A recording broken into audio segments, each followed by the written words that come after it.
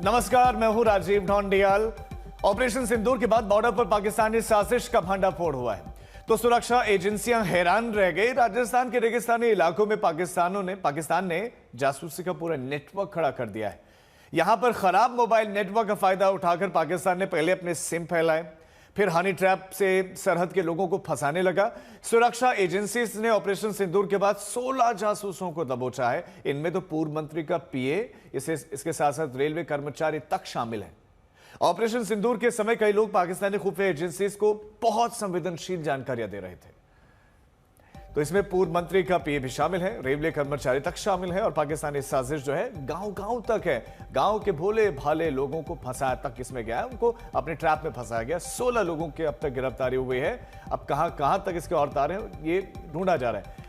आपने जो सिम के जरिए हनी ट्रैप में वहां से लड़की बात करके इधर से जो है फंसाया जाता था और संवेदनशील जानकारियां उनसे जुटाई जाती थी और वो पाकिस्तान पहुंचाई जाती थी। ऑपरेशन सिंदूर में एक जंग सेना लड़ रही थी जो पाकिस्तानी फौज पर हमले की शक्ल में दिख रहा था, लेकिन इस दौरान एक जंग सरहद पर और लड़ी जा रही थी और वो थी पाकिस्तानी जासूसी के खिलाफ। राजस्थान में पाकिस्तानी जासूसों के बड़े नेटवर्क का खुलासा हुआ और सरहदी इलाकों में ऐसे जासूस पकड़े गए जो राजस्थान में कांग्रेस सरकार के दौरान मंत्री के पीए तक रह चुके हैं।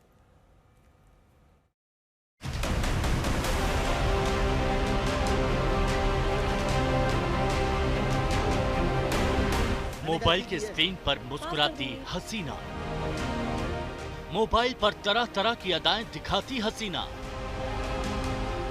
मोबाइल की दूसरी तरफ से आती मर्दाना आवाज। यह है राजस्थान में भारतीय सरहद के इस पार पाकिस्तान के जासूसी नेटवर्क का नया नमूना। भारत के खिलाफ जासूसी के लिए पाकिस्तान ने जो तमाम साजिशें रची हैं, उनमें से एक है हनी ट्रैप वाली साजिश। इस साजिश का पूरा खुलासा जानने से पहले ये ऑडियो सुनिए। तो वो हमारी बातचीत हो गई है, मैं वो बातचीत पक्की करे रेट ऑफिसर मैंने कहा पासपोर्ट मिल दे रहा आए 15 दिन अंदर अंदर के वीज़ा लगा देना जी। हमारी वीज़ा लगा दी हूँ 15 दिन अंदर अंदर था। भारत की जमीन पर बैठकर भारत के खिलाफ पाकिस्तान के लिए जासूसी की ऐसी न जाने कितनी आवाजें सुरक्षा और खुफिया एजेंसियों ने पकड़ी है। इस पूरी कहानी को समझने के लिए चलते हैं भारत पाकिस्तान के सरहदी इलाकों में।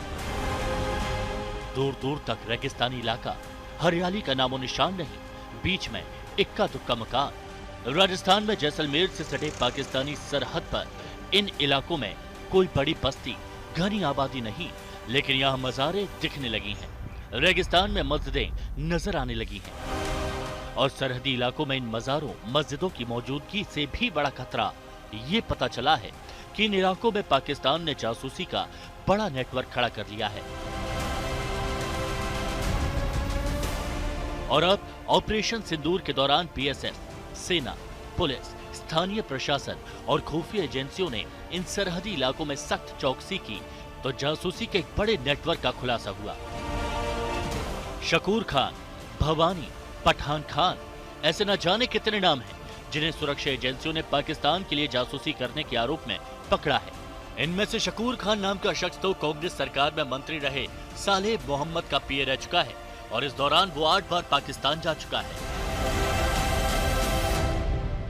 शकूर खान 8 बार पाकिस्तान जा चुका है और कई जासूसों को वीजा भी दिलवा चुका है।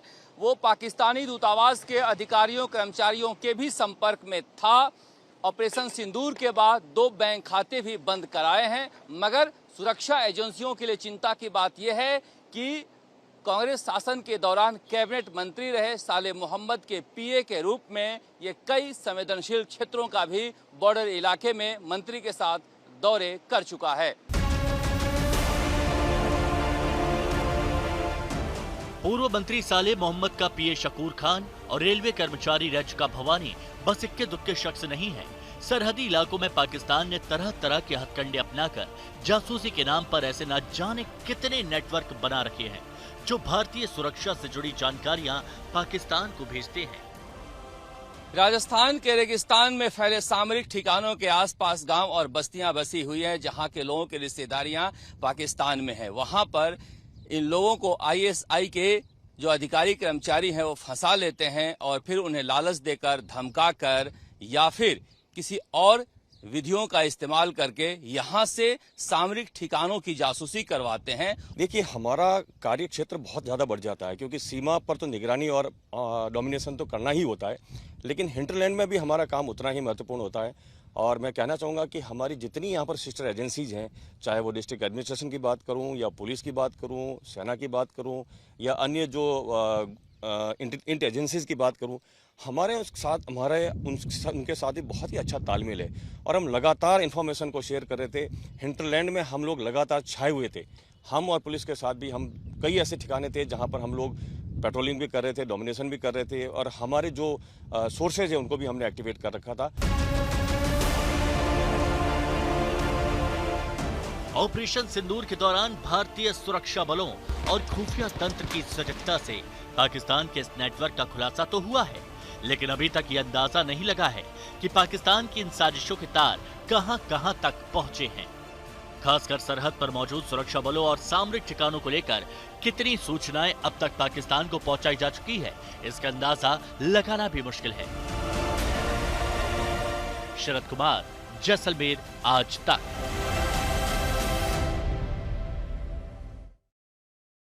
आज तक संवाददाता शरद कुमार ने रेगिस्तान बॉर्डर पर जासूसी वाली पाकिस्तानी साजिश की पूरी पड़ताल की है। उनकी रिपोर्ट आपको दिखाते हैं। राजस्थान के रेगिस्तान में फैले सामरिक ठिकानों के आसपास गांव और बस्तियां बसी हुई हैं, जहां के लोगों की रिश्तेदारियां पाकिस्तान में हैं। वहां पर इन लोगों को आईएसआई के जो अधिकारी कर्मचारी हैं वो फंसा लेते हैं और फिर उन्हें लालच देकर, धमका कर या फिर किसी और विधियों का इस्तेमाल करके यहां से सामरिक ठिकानों की जासूसी करवाते हैं। ऑपरेशन सिंदूर के समय ऐसे बहुत सारे लोगों को पकड़ा गया जो पाकिस्तान के लोगों के संपर्क में थे। बीएसएफ केवल मोर्चे पर ही लड़ती है, अंदर भी आप लोगों को ध्यान रखना पड़ता है क्योंकि पूरा इलाका आपका है। इधर भी बहुत बड़ी संख्या में जासूसी नेटवर्क भी पकड़े जाते हैं, तो आप लोग इधर कैसे ध्यान रखते हो?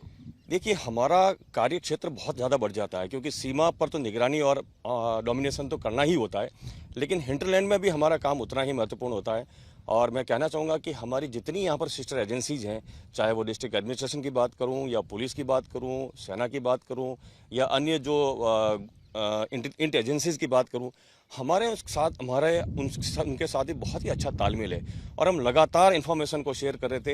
हिंटरलैंड में हम लोग लगातार छाए हुए थे। हम और पुलिस के साथ भी हम कई ऐसे ठिकाने थे जहाँ पर हम लोग पेट्रोलिंग भी कर रहे थे, डोमिनेशन भी कर रहे थे और हमारे जो सोर्सेज है उनको भी हमने एक्टिवेट कर रखा था। हमें पता था क्योंकि जितना खतरा उधर है, यहाँ से भी हो सकता है कि कोई उनको सूचना पहुँचाए, उसकी भी हमने माकूल व्यवस्था कर रखी थी।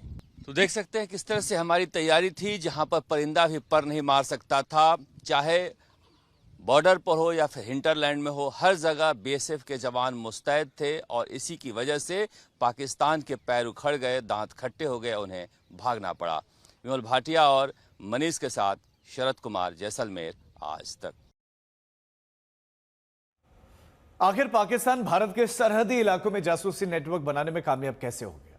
पाकिस्तानी आईएसआई ने वो क्या हथकंडे अपनाए कि सीमावर्ती इलाकों के लोग भारत की खुफिया जानकारियां उन तक पहुंचाने लगे? हमारे संवाददाता शरद कुमार सरहद के उन गांव तक सीधा पहुंचे जहां से सुरक्षा बलों ने कुछ आरोपियों को पकड़ा था।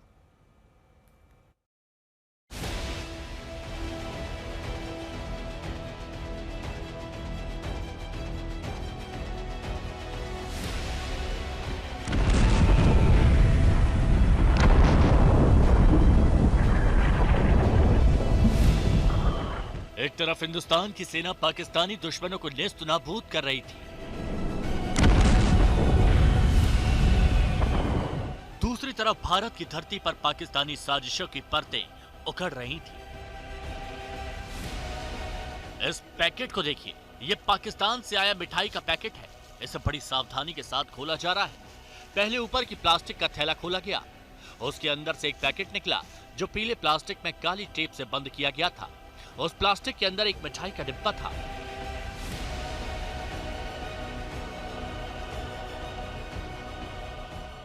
मिठाई का डिब्बा खोलते ही उसमें रंग बिरंगी मिठाइयां दिखने लगी।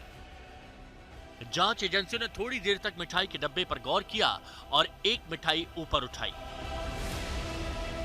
उस मिठाई के अंदर पाकिस्तान का सिम कार्ड था। यह सिम कार्ड पाकिस्तान ने भारत में अपने जासूस को भेजा था ताकि उससे जासूसी वाली जानकारियां ली जा सके। अब ये खुलासा कैसे हुआ था उसका सबूत सुनिए। जिस मिठाई पे उंगली का निशान है उसके अंदर सिम है आपकी। खुफिया एजेंसियों को जब ऐसी बातचीत सुनाई पड़ी तो एक्शन शुरू हुआ। पता चला इस साजिश के तार बड़े गहरे हैं। क्योंकि भैया एक मरतबा इसको आप भेजो, यहाँ पे इसको भेजो तो ये सेटिंग कर लेगा। ये है तो थोड़ी पेमेंट मुझे भी कराओ और इसको भी कुछ कराओ। तो ये इसको पेमेंट माए बारे में पेमेंट नहीं कर, तो यार मुझे कुछ पेमेंट चाहिए, मुझे पेमेंट कुछ कराओ। बाकी जो है मामला जो है भला नंदू जो है वो बहुत एक्सपर्ट है, इसको खुद ही डील कर देगा। इसको यहाँ पे भेजो। पाकिस्तान में बैठे हैंडलर और भारत में बैठे जासूस के बीच ऐसी बातचीत में पैसे के लेन देन की बातचीत हो रही है और हैंडलर उसे निर्देश भी देता है कि नेटवर्क को और कैसे बढ़ाना है। भवानी जी लिपिक रेडियो ऑपरेटर से कांटेक्ट करो, इस बंदे से कांटेक्ट करो। मैं 25 तारीख को आ रहा हूँ और 25 तारीख के आने से पहले ये मामला आपको सोल्व करना, इस बंदे से कांटेक्ट करना, ठीक है ना। लिपिक रेडियो ऑपरेटर से आप कांटेक्ट करो, इसको अपने कारकर्दगी में लो, इसे उससे बात करो। 25 तारीख को आके बाकी मामला मैं खुद ही सेट कर रहा हूँ। और इन्हीं सुरागों पर जब एक्शन शुरू हुआ तो राजस्थान के सरहदी इलाकों से जासूस पर जासूस पकड़े जाने लगे। भारत पाकिस्तान की सरहद पर मौजूद ये इलाके ऐसे दुर्गम क्षेत्र में हैं कि यहां आना जाना भी मुश्किल है। रेत के टीलों और कटीली झाड़ियों वाले इलाके में कुछ मकानों वाले छोटे छोटे गांव या बस्तियां यहां मौजूद हैं। कॉल्स आ रहे हैं पाकिस्तान से, उस पर भी नजर रखे हुए थे। देखिए, जो संदिग्ध लोग हैं उनको आज भी हमने 4 लोगों की जो हम जेएसी के ऑर्डर कर रहे हैं, तो संदिग्ध लोग जो भी पाकिस्तान में कॉल कर रहे हैं या फिर संदिग्ध हैं उन पे लगातार हम नजर बनाए हुए हैं। इन इलाकों में संवाददाता शरद कुमार उन गांव वालों के बीच पहुंचे थे जिनके बीच के ही कुछ लोग पाकिस्तान को खुफिया जानकारियां देने के आरोप में पकड़े जा चुके थे। किसी से औरत से कोई बुढ़ा है उससे थोड़ी सी बात करते हैं। हम बॉर्डर पे बैठे हैं ना, तो हमारे यहाँ महकमे कई है, तो हम तो ऐसे अडाउट में बोलता है ये तो उससे मिले जुड़े हम देखते रहते हैं कि आदि वो उधर बात करते पकड़ा हुआ कोई कैसे, तो हम बात नहीं करते। हम ऐसे थोड़ा सा समाचार पूछ लेते हैं, औरत से जो बुढ़ा है उससे कोई औरत है उससे बात कराते हैं। हम ज्यादा इतना मुलाकात नहीं रखते हैं।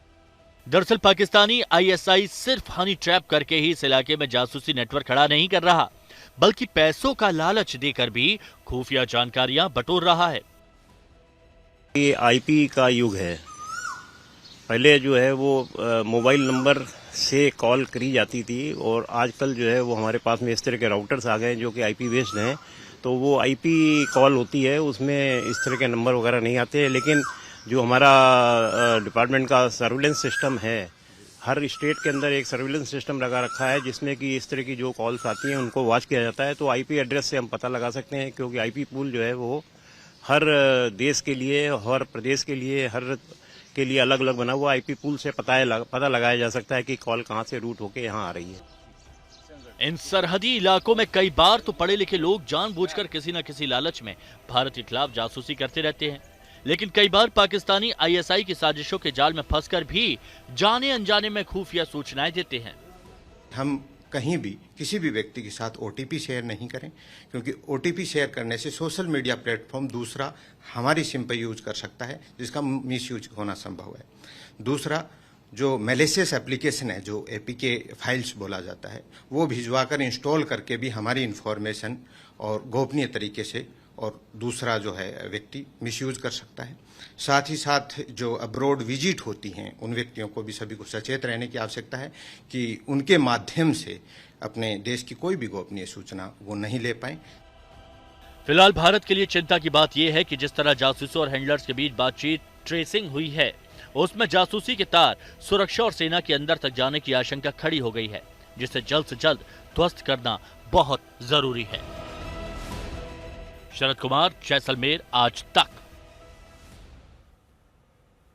आखिर ऐसा कैसे हुआ कि पूर्व मंत्री के पीए तक जासूसी साजिश के जाल में फंस गए?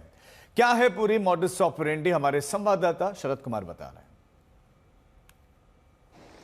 शकूर खान 8 बार पाकिस्तान जा चुका है और कई जासूसों को वीजा भी दिलवा चुका है। वो पाकिस्तानी दूतावास के अधिकारियों कर्मचारियों के भी संपर्क में था। ऑपरेशन सिंदूर के बाद 2 बैंक खाते भी बंद कराए हैं, मगर सुरक्षा एजेंसियों के लिए चिंता की बात यह है कि कांग्रेस शासन के दौरान कैबिनेट मंत्री रहे सालेह मोहम्मद के पीए के रूप में ये कई संवेदनशील क्षेत्रों का भी बॉर्डर इलाके में मंत्री के साथ दौरे कर चुका है। देखिए आजकल होता क्या है कि आईपी का युग है। पहले जो है वो मोबाइल नंबर से कॉल करी जाती थी और आजकल जो है वो हमारे पास में इस तरह के राउटर्स आ गए हैं जो कि आईपी बेस्ड हैं।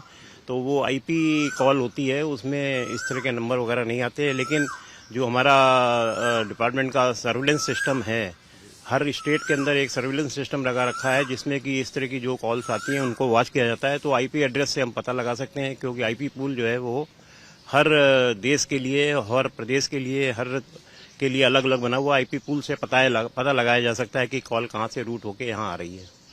तो ड्रोन के माध्यम से भी कुछ पिक्चर्स लेना, फोटोग्राफ्स लेना या वाइटल इंस्टॉलेशंस को पूरी तरीके से लोकेट कर लेना, ये सारी चीजें हैं जिसके माध्यम से सूचनाएं पहुंचाने की कोशिश